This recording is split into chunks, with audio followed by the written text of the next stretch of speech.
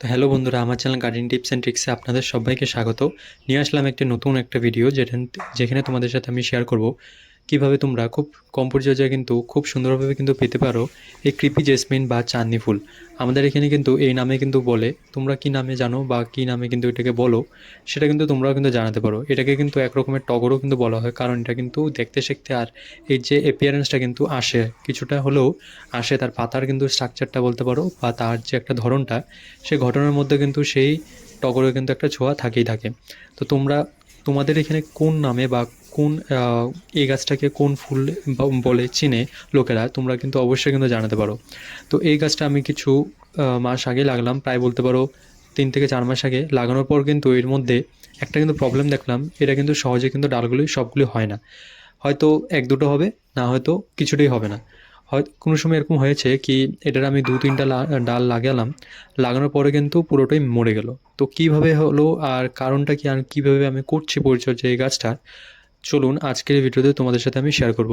আমার যদি চ্যানেলে আপনারা নতুন হয়ে থাকেন, অবশ্যই কিন্তু লাইক শেয়ার এন্ড সাবস্ক্রাইব করে পাশে থাকবেন, আর ফলো করতেও কিন্তু বলবেন না।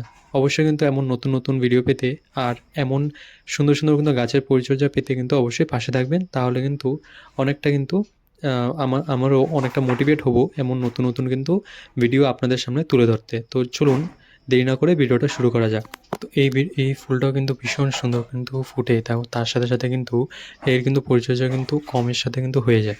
কিন্তু এর কিছু কিছু একটা প্রবলেম কিন্তু দেখা দেয়, যেমন মিলিবাগ হতে পারে বা কোনো রকমভাবে ব্ল্যাক মাইটস বা কোনো রকমের হোয়াইট মাইটস বলতে পারো, বা অনেক রকমের কিন্তু অন্যান্য রোগ কিন্তু এই গাছগুলোতে দেখা দিতে পারে। খুব কম হয়ে থাকে, কিন্তু কোনো সময় কিন্তু বৃষ্টির সময় হয়তো এগুলি দেখা দিতে পারে। তো এই জন্য কিন্তু তোমরা এর কাটিং থেকে কিন্তু ডাল লাগালে অবশ্যই কিন্তু নিচের পাতাগুলি সরিয়ে দেবে। সরিয়ে দিলে এটার মধ্যে কিন্তু গ্রোথটা জলদি হবে, আর খুব সুন্দর করে কিন্তু তার গ্রোথটা কিন্তু মেনটেন থাকবে, আর খুব সুন্দর করে কিন্তু এটার মধ্যে ডালগুলো যে বাঁচার চান্সটা সেটা কিন্তু বেড়ে যাবে। গাছটা হওয়ার পর কিন্তু এটার মধ্যে 5 থেকে 6 ইঞ্চি টবের মধ্যে প্রতিস্থাপন করতে পারেন, বা হয়তো এর ছোটও রাখতে পারেন। যদি গাছটা বড় হয়ে যায় তো অবশ্যই কিন্তু এটাকে ট্রান্সপ্লান্ট করে দেবেন। ট্রান্সপ্লান্ট করলে কিন্তু অবশ্যই গাছটার গ্রোথটা মেনটেন থাকবে, আর তার সাথে সাথে কিন্তু কোনো রকমের প্রবলেমও কিন্তু দেখা দেবে না, আর বারবার কিন্তু টবটা কিন্তু চেঞ্জ করারও দরকার হবে না। এখানে দেখতে পাচ্ছ, এখানে কিন্তু ছোট এমন টবটা ছিল, তারপরে কিন্তু আমি এটাতে বড় বড় যে টবটা সেটার মধ্যে আমি দিলাম। তো এটা কিন্তু দেওয়ার পর কিন্তু সাথে সাথে গ্রোথটা আসেনি। এটা কিন্তু আমি তার মধ্যে মিক্স খাওয়াটা দিলাম। তো 1 মাস আগে মিক্স খাওয়াটা দেওয়ার পরে কিন্তু এর মধ্যে ভালো করে একটা গ্রোথ শুরু হলো। মিক্স খাবার বানানোর জন্য তোমরা কার্টন কম্পোস্ট বা ভার্মি কম্পোস্ট করতে পারো। তার সাথে সাথে ম্যাগনেসিয়াম সালফেট আর এনপিকে, এটাও কিন্তু ভালো কাম করে। তার গ্রোথটা কিন্তু একটা রেশিওতে মেনটেন আর ব্যালেন্স রাখার জন্য খুবই দরকার হয়ে থাকে। এখানে দেখছো খুব সুন্দর করে কিন্তু এমন হবে। তার সাথে সাথে কিন্তু ফুলগুলো কিন্তু এখন আসবে। তোমরা যদি চাও ন্যাচারাল ইউজ করতে, তো আমি কিন্তু সবসময় একটাই রেকমেন্ড করবো, তোমরা কিন্তু ব্যানানা পিল ফার্টিলাইজার নাহলে অনিয়ন পিল ফার্টিলাইজারটা চুজ করতে পারো। না হয়তো কলার খোসা ছাড়াও তোমরা কিন্তু যে সবজির যে ভেজিটেবল পিলগুলো সেগুলো এগুলো কিন্তু ইউজ করলে অনেকটা ভালো রেজাল্ট পাওয়া যায়।